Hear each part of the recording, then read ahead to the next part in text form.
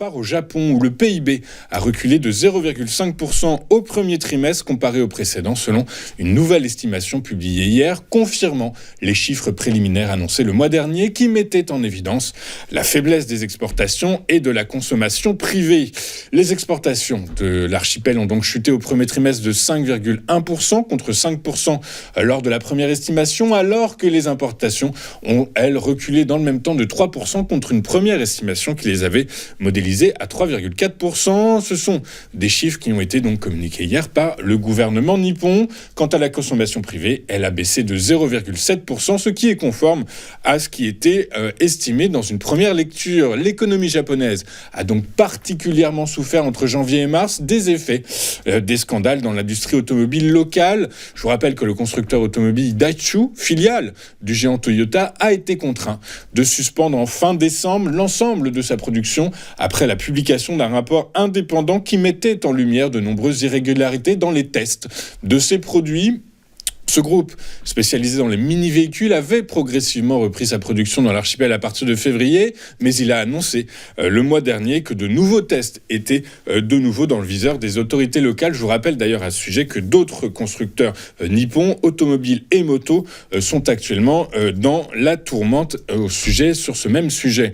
Je vous rappelle qu'au premier trimestre, l'archipel a également subi les effets d'un tremblement de terre dévastateur survenu au Nouvel An, au large de la péninsule de Noto, au centre de l'archipel, qui a causé plus de 240 morts et d'importants dégâts.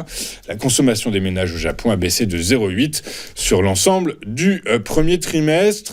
La consommation japonaise devrait cependant augmenter au cours du deuxième trimestre, puisqu'elle a augmenté en avril pour la première fois depuis 14 mois. Et cette amélioration pourrait donc se poursuivre, tandis que les négociations salariales qui ont lieu chaque printemps au Japon devraient déboucher sur des augmentations de plus de 5% cette année, un record depuis plus de 30 ans. La croissance japonaise au T4 2023 a également été révisée lundi à 0,1% contre 0 précédemment. Une campagne éclair a débuté dimanche soir en France après la décision choc d'Emmanuel Macron de dissoudre l'Assemblée nationale et de convoquer des législatives fin juin.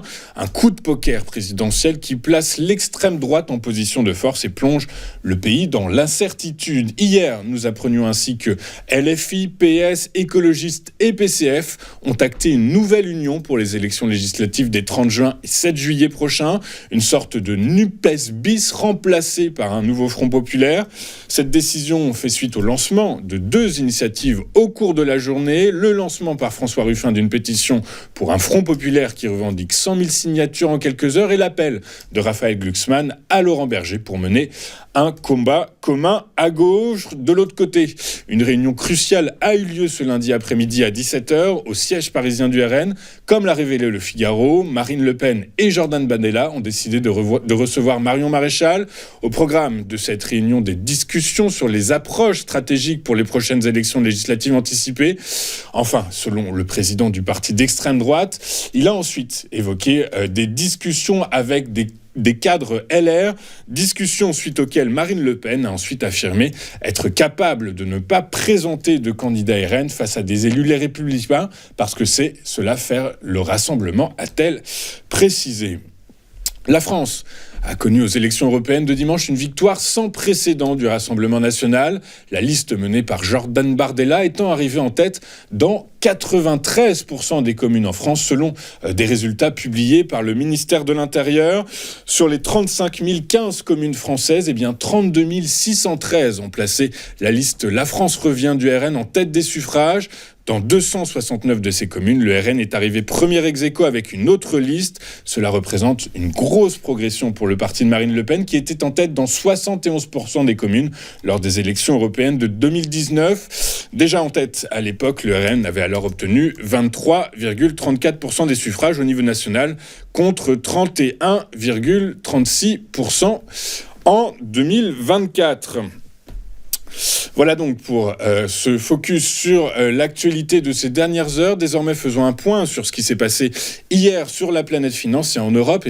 Vous l'avez très certainement entendu, mais les principales places boursières ont fini la journée dans le rouge. La perspective de voir arriver l'extrême droite au pouvoir en France, ayant effrayé les investisseurs. Résultat, la résurgence du risque politique est de nouveau dans les têtes des investisseurs. On le verra dans un instant avec Mathieu Driol, mais les banques françaises ont largement souffert de cette dissolution, de la perspective de voir le Rassemblement national arriver au pouvoir. La raison en est très simple, vous l'avez certainement remarqué, mais les taux souverains ont largement pris de l'épaisseur hier, près de 13 points de base pour le 10 ans français. Résultat, vous le savez très bien, quand les rendements augmente, le prix des obligations baisse. Or, les banques françaises sont gavées d'obligations françaises. Du coup, par la force des choses, ça a un impact directement sur leur bilan.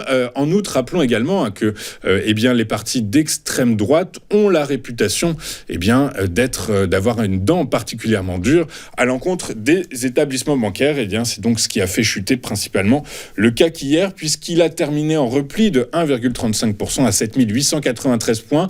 À Londres, le FTSE a également reculé de 0,2% à 8228 points. Quant au DAX à Francfort, il a lui cédé 0,37% à 18 488 points.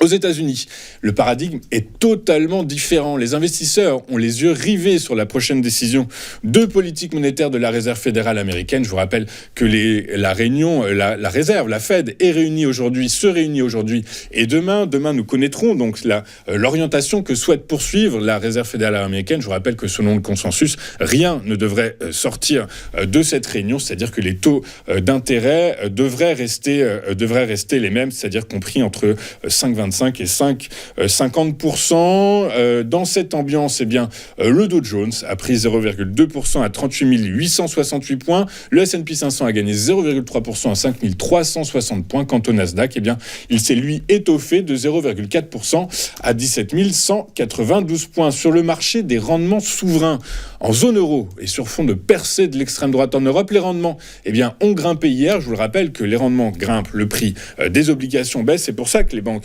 européennes et notamment françaises ont été attaquées hier. On verra si ça peut se poursuivre dans les market movers de Mathieu Driol, puisqu'il traitera en particulier du titre de BNP Paribas. Mais avant, donc, regardons ce qu'ont fait les rendements en zone euro. En France, l'OAT à 10 ans a pris, je vous le disais, plus de 12 points de base à 3,23%, tandis que son homologue à 2 ans a lui pris plus de 5 points de base à 3,24%. En Allemagne, le rendement du Bund à 10 ans lui a gagné plus de 5,5 points de base à 2,67%. Enfin, sur le marché du pétrole, les cours ont fini en hausse hier. Le prix du baril de Brent pour livraison août a gagné 2,51% pour clôturer à 81,63 $. Quant à son homologue américain, le baril de West Texas Intermediate avec échéance juillet, lui, il s'est étoffé de près de 3%, 2,92% exactement, à 77,74 $ l'unité. Nous allons marquer une toute première pause dans cette édition du 11 juin 2024 et juste après, comme convenu et comme annoncé, nous retrouverons Hervé Dupré qui va commenter pour nous les premiers échanges, les premiers mouvements à la Bourse de Paris dans son Chrono CAC. À tout de suite sur Téléfinance.